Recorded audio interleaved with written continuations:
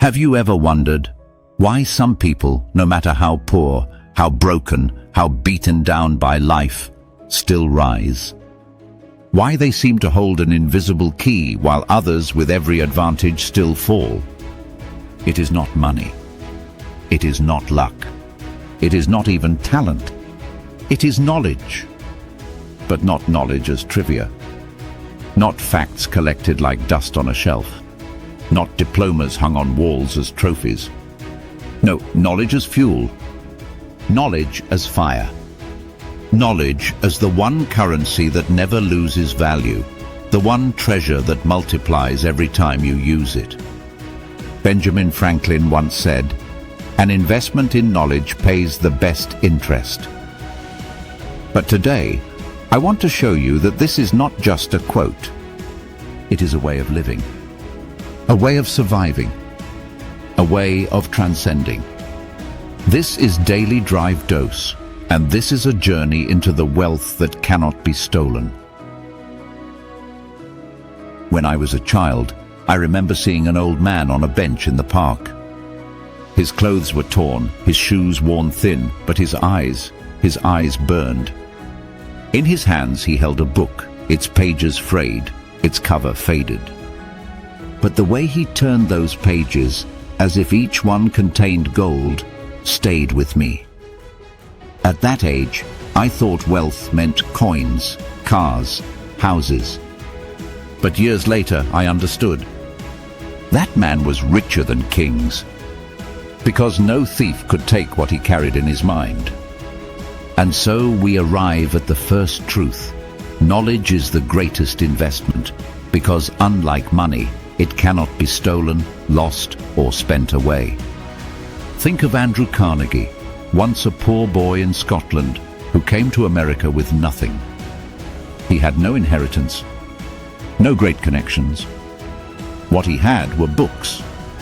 He borrowed them from a kind man who opened his private library to working children. Carnegie devoured those books word by word until his mind became sharper than any blade. That boy grew into one of the richest men of his age. But even at the height of his empire, Carnegie said, "The man who dies rich dies disgraced." So what did he do? He gave it away. He built libraries, thousands of them. Why? Because he knew the real treasure was not steel, not dollars, but knowledge. Close your eyes for a moment. Imagine the child you once were. Imagine the questions you held, the dreams you carried. Now ask yourself, did you feed those dreams with knowledge? Or did you starve them with distraction? The interest of knowledge is not paid immediately. It compounds. Like a seed invisible at first, breaking the soil only after patience and care. And then one day a forest grows. Socrates said, "The only true wisdom is knowing you know nothing." That is where the journey begins. And once you begin, every page, every lesson, every teacher becomes another coin in your invisible bank. But knowledge alone is not enough. How many people know what to do, yet never do it? How many read the books, hear the speeches, memorize the quotes, and then remain unchanged? Here lies the second truth. Knowledge pays only when it is lived.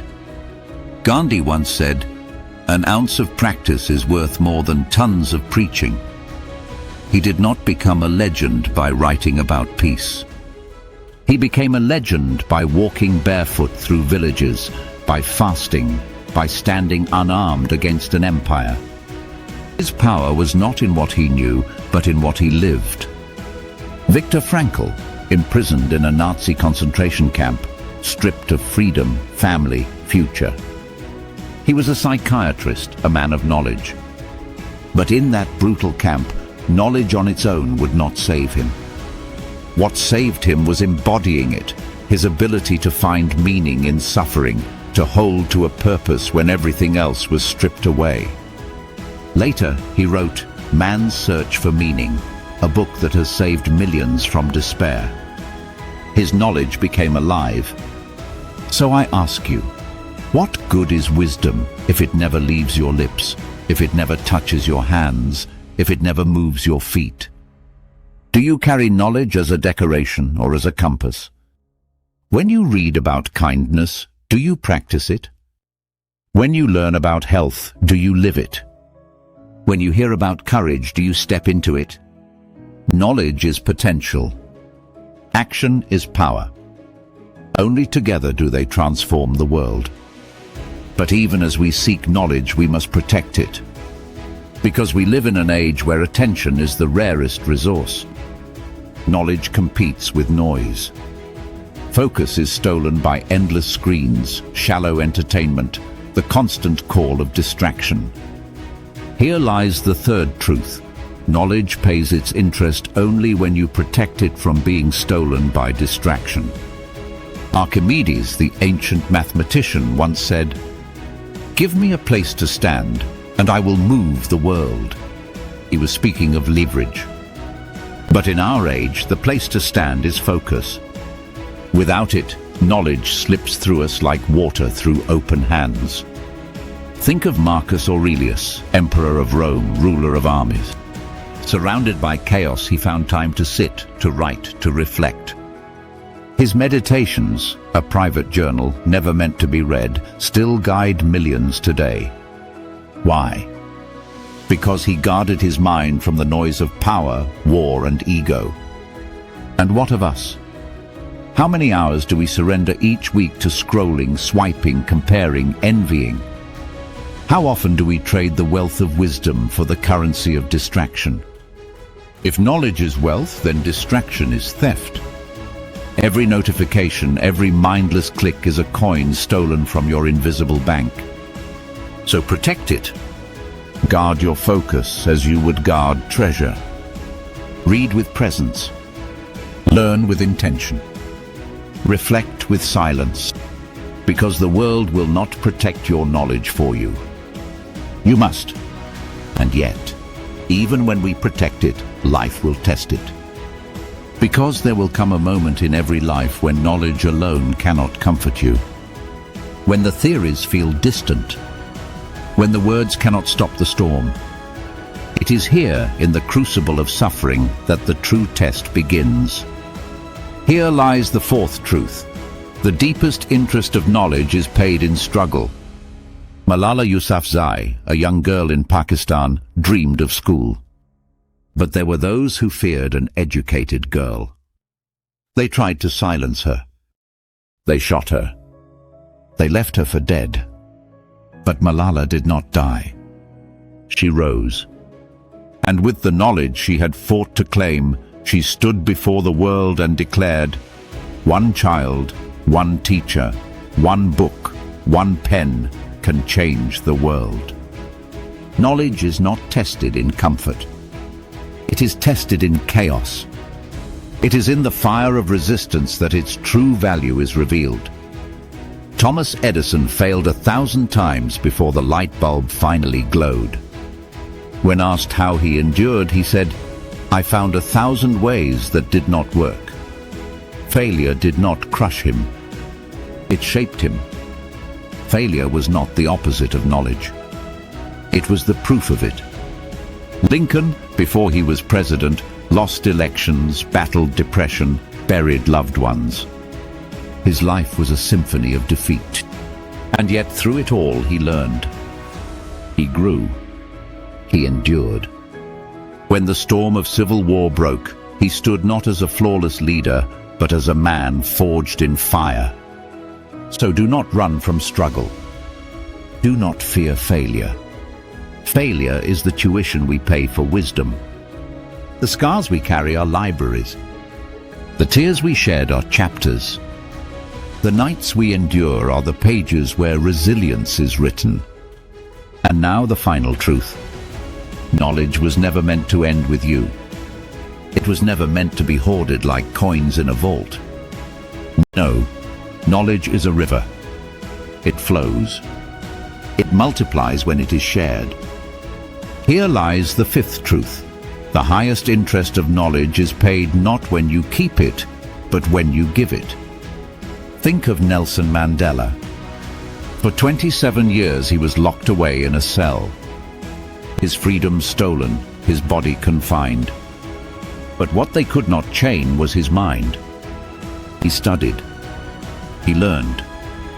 And when freedom came, he gave that knowledge to a nation. He gave it to the world. His wisdom became a light that guided millions.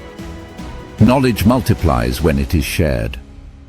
A candle loses nothing by lighting another. A flame becomes two. Two become 10. And soon the darkness retreats. So I ask you, who will you share your knowledge with? What flame will you pass on? Because the wealth of your mind was never meant to be buried with you. It was meant to ripple outward, to touch lives you may never meet. The teachers who shaped you, the mentors who believed in you, the writers whose words still speak across centuries, they invested in you. And now what inheritance will you leave? So the truths stand together. Knowledge is the greatest wealth. It must be lived. It must be protected. It must be tested in struggle. And it must be given away. An investment in knowledge pays the best interest, not just in money, not just in careers, but in resilience, in freedom, in legacy. And now we return to you. What will you do with your knowledge? Will you let it sit, unused, buried under distraction? Or will you live it, protect it, test it, and give it freely? Imagine yourself 10 years from now. The books you could have read. The wisdom you could have embodied. The strength you could have built. The lives you could have touched. It begins with one choice. Today, do not waste your life chasing what fades. Invest in what lasts. In books. In mentors. In silence. In reflection. In courage. In resilience. In love. Because an investment in knowledge is an investment in yourself, and an investment in yourself is an investment in the world. And when your days are done, may it be said of you that you left behind more than possessions, that you left behind wisdom, that you left behind light, a flame passed on, a river still flowing, a legacy alive in others. This is the best interest life will ever pay. And if this journey has stirred something in you, if this flame still burns in your heart, then do not keep it to yourself. Share it. Pass it on. Let it ripple outward just as others once did for you. This is Daily Drive Dose. Until we meet again, keep learning. Keep growing. Keep shining. You hold the key. Use it wisely. Join Daily Drive Dose. Like, share, subscribe.